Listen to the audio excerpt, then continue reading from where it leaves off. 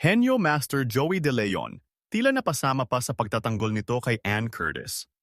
Mahigit isang araw na ngang laman ng mga balita si Quezon City 4th District Representative Bong Suntay dahil sa kanyang hindi kanais-nais na pahayag tungkol kay kapamilya actress and TV host Ann Curtis. Sa gitna kasi ng pagdinig ng House Committee on Justice, kaugnay ng impeachment complaint laban kay Vice President Sara Duterte, nagbigay ng analogy si Congressman Bong Suntay. Ikinumpara ni Congressman Suntay ang pagnanasa ni VP Sara Duterte na pugutan ng ulo si President Bongbong Marcos sa kanyang pagnanasa kay Ann Curtis nang makita niya ito minsan sa Shangri-La. Para nga sa kanya, ang pagnanasa ay isa lamang imahinasyon.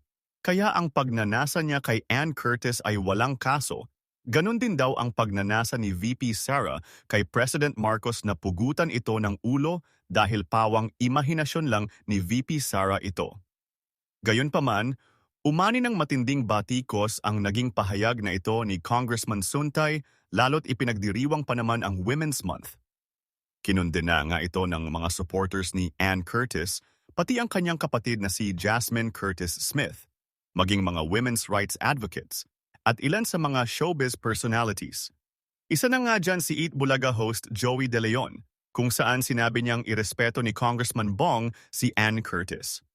May ilang pinuri ang pagtatanggol na ito si Sir Joey kay Ann, pero may ilan naman ang tinawanan lang ito at sinabing walang karapatan manuway si Sir Joey dahil para sa kanila ay wala itong pinagkaiba kay Congressman Bong Suntay.